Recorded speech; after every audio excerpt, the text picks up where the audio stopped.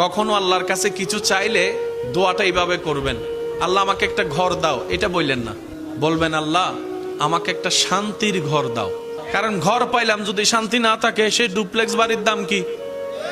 কখনো সন্তান চাইবেন না, বলবেন আল্লাহ আমাকে একটা নেককার সন্তান দাও।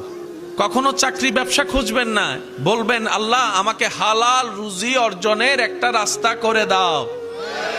কারণ আপনার যদি সন্তান সন্ত্রাস হয়ে বসে, বাপদাদা 14 গোষ্ঠীর ইজ্জত, এই সন্তান হওয়ার চাইতো।